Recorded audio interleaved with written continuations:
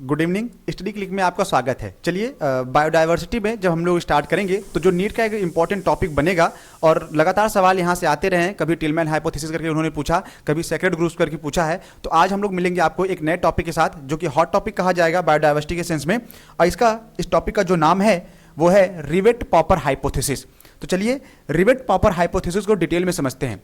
Rivet popper hypothesis actual में है क्या? एक इकोलॉजिस्ट रहे हैं जिनका नाम था पॉल एरलिक उनका नाम है, और इन्होंने क्या किया, इकोसिस्टम को, पूरा का पूरा इकोसिस्टम को इन्होंने माना। कहा चलिए हम मान लेते हैं कि जो आपका पूरा का पूरा इकोसिस्टम है वो एक एरोप्लेन है, और उस एरोप्लेन में वहीं से ये कहानी शुरू करते हैं कि कैसे इकोसिस्टम स्टेबल रहेगा और कैसे नहीं रहेगा।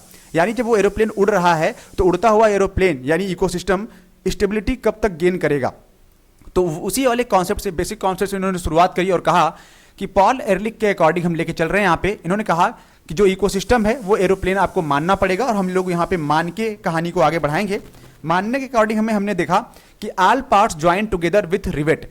जितने भी एरोप्लेन में लगे हुए पार्ट हैं, लाइक उसके विंग्स हो गए, इंजन हो गया, सीट हो गई, ड्राइवर पायलट की सीट होगी, या अदर जो भी चीज़ें हैं वहाँ पे, जो भी एरोप्लेन के पार्ट्स अगर वो जुड़े हुए हैं तो वो किसी रिवेट से जुड़े हैं। रिवेट क्या होता है? रिवेट एक आता है आपका स्क्रू आता होगा, दूसरा आता है नेल। नेल मतलब डायरेक्ट कील उसको रख के हम लोग हैमर करते हैं, वो चला जाता है अंदर।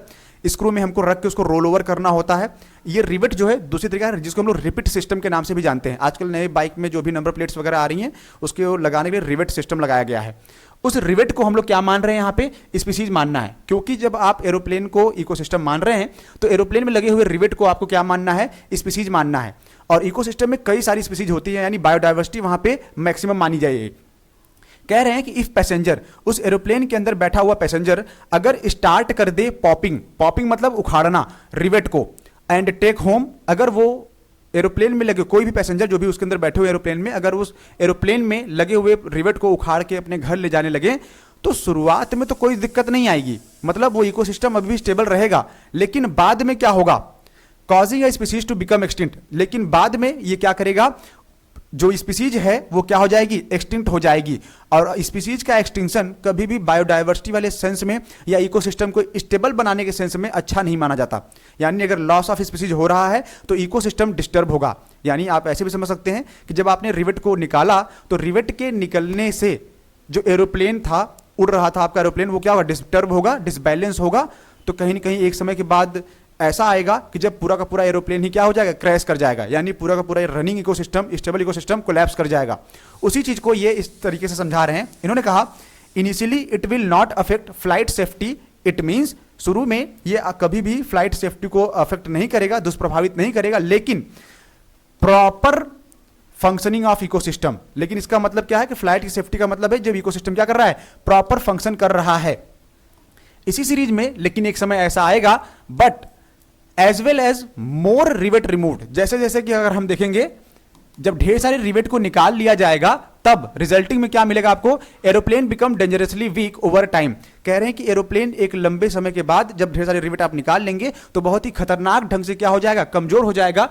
एरोप्लेन कमजोर होगा, उसकी फ्लाइट सेफ्टी भी खतरे में आ जाएगी। और इसकी वजह से जो लॉस ऑफ रिवेट है on the wings, that is, कह रहे हैं कि जब आप रिवेट निकाल रहे हैं तो रिवेट आप कहां से निकाल रहे हैं ये भी मैटर करता है। लेकिन अगर आपने विंग्स के रिवेट को पहले निकाल दिया तो इकोसिस्टम यानी एरोप्लेन तुरंत क्रैश हो जाएगा।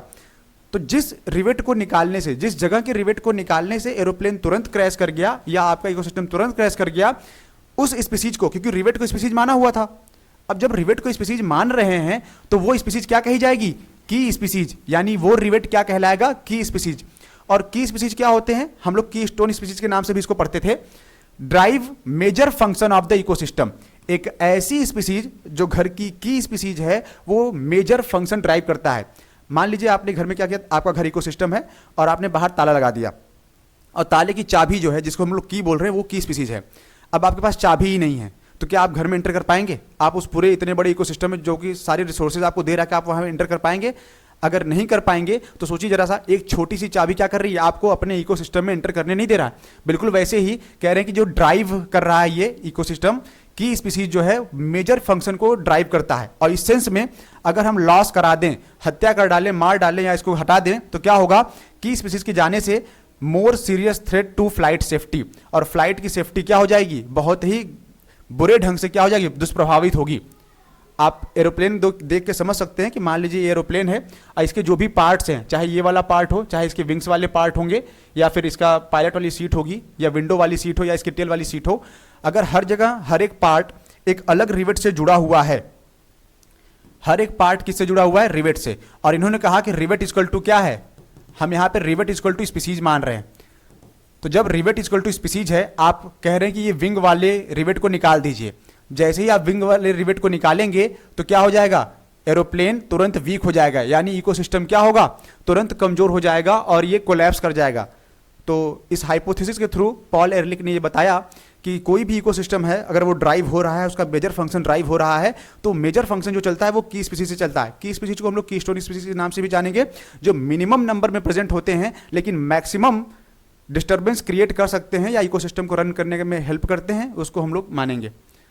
तो एक छोटा सा हाइपोथेसिस जो रिवेट पावर हाइपोथेसिस के नाम से जाना गया, बोर्ड एग्जाम में भी बच्चों में आता है 12th में, और साथ ही साथ में ये आपके नीट में भी कॉन्सेप्ट को लेकर आता है कि रिवेट पावर हाइपोथेसिस क्या था, उसमें इकोसिस्टम क्या है, कैसे कोलैप्स करता है, जिसको पॉल एहरलिख ने अच्छे तरीके से समझाया हुआ है। आज के लिए इतना ही, हम लोग मिलेंगे नेक्स्ट टॉपिक में फिर से अगले टर्म पे कुछ नए टॉपिक के साथ। तब तक बने रहिए हमारे साथ स्टडी क्लिक में। Thank you.